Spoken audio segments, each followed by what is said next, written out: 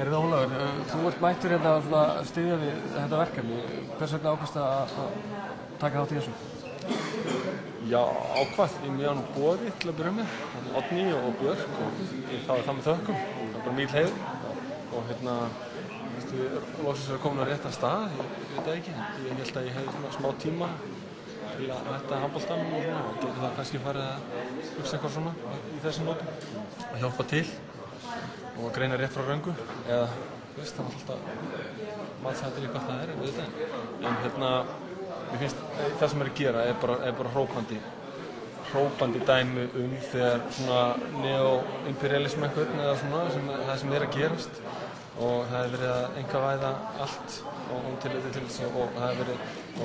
og dæmin gjaldeyrisjóðinn og allt þetta vitum við öll og eigum öll að vita hvernig hann hefur plundrað þessi lönd sko og skýrasta dæmi er að hann kemur með einhverja samninga og hvaðir og hvaðirna er oftast hæra að landið neyðist til að veita auknari rétt á sínum náttúruauðlindum og öllu því og fólk þarf ekki annað en að fara bara í sögubækurnar og Wikipedia og allt þetta og sé hvernig það fjara fyrir öllum þessum löndum og við erum bara skólabækardæmi með það og það er að starta og svo náttúrulega erum við með þetta Confessions of an Economic Hitman og allt það dæmi sko hvernig þetta er gert og svo er oft náttúrulega pressan innmálveru líka ég vona að það sé nú ekki alveg orðið svo slæmt hjá okkur en það þannig að það er margs að gæta og þetta er fyrstu skrefin og það sem ég heldur að þessi við getum kallað eitthvað afdráttarorð yfir þetta sem náttúrulega alltaf endar í einhverjum mannesku sem að taka ákvörðunum og lifa með það en það sem ég segi er að þetta gerist hægt og það fyrir þessi vilja að þetta gerist hægt og við þurfum bara að átta okkur því að hvert einasta skref er fáránlega mikilvægt og maður verður að standa vörð um það og því miður vegna þess að maður verður að gera það og vinna vinnu sína og borga þessa hærri skatta og allt það og þetta er allt svona ein maskína sem að í raun og veru vinnur öll að sama markmiðinu myndi ég halda og mér finnst öll sænin benda til þess skilurðu þegar þú lendir í einhverju krísu þá þarf að vinna meira til að bjarga þessum tölum sem eru á tölvunni í bönkunum og öllu þessu og það vinnst með minni tíma til að hugsa og íhuga og sem er ákveður það sem þarf að gera í raun og veru ættu flestir að stoppa núna og staldra við hugsa, íhuga, skoða í kringum sig kíkja á heimildarmyndir og allt þetta, sjá hvað er að gerast í kringum sig í heiminum og það er akkurat það sem að þessi öll vilja ekki að við gerum og vald er þannig sem að það vil viðhalda sér og þannig er með þetta fólk margt sem að á eitthvað og það vil alltaf meira og þannig að ég var að segja Sjálfstæðisflokknum fyrir 3 mánuðum það er vegna þess að mér finnst að hann einhvern veginn sé bara við það að við halda eigna rétt í fólks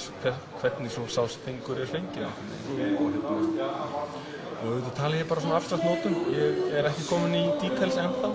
en fólk verður bara að taka mér og því sem ég segi eins og það kemur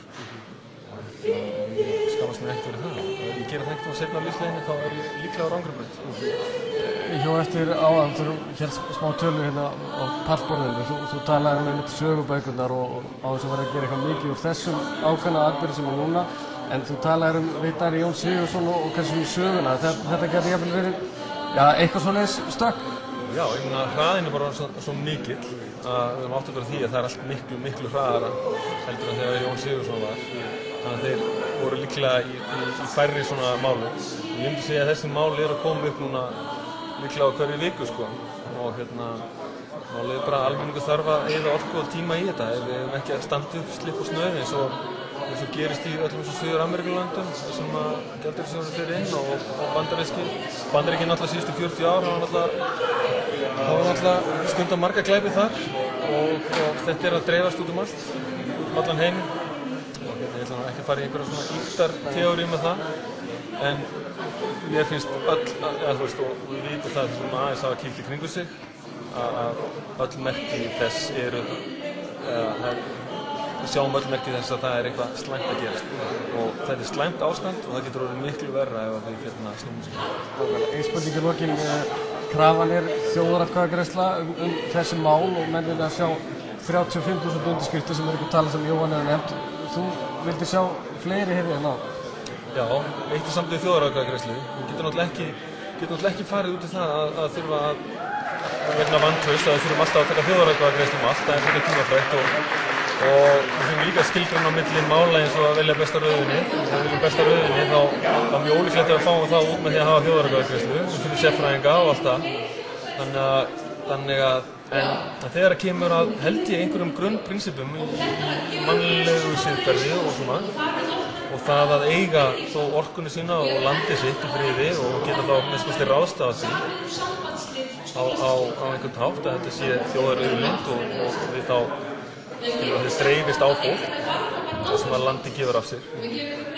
Það finnst mér svona nokkuð basic mál og einhvers stað verið að draga mörkinu á þetta en í þessum málum, þar sem að augljóslega eru ákveðin mannleg gildi í at stake, hvað segir maður, þar held ég að við þurfum að hafa þjóðaratkvæðagreiðslu ef að við sjáum svona eitthvað hrópandi óréttlæti vera í gangi eða eins og ég segi, einhver maskína sem bara vinnur svo hægt að því miður, við sjáum ekkert strax resultatið á morgun sko. Þetta gerist svo hægt og það er rauninni það hættulega við þetta sko. En við þurfum bara að vera vakandi á hverjum degi og vita það eru miklu fleiri sko það gerast alltaf miklu hraðar heldur en að gerast fyrir 100 ára. Þetta er alltaf að gerast og skráið ykkur, þetta er ekkert flókið, það er bara að fara inn á, það er fyrsta skrifa, fara inn á síðuna og skrá sig, náttúruauðlindir.is held ég, orkuauðlindir.is og skrá sig og ég held að þá má man bara 100 ást, skráðu ykkur frekar á þetta heldur en bara á HM sko, þetta er yfirmikilvægara, njótið HM en þetta er eitthvað sem snertir ykkur og mun gera til frambúðar og vonandi að þetta breyti einhverju.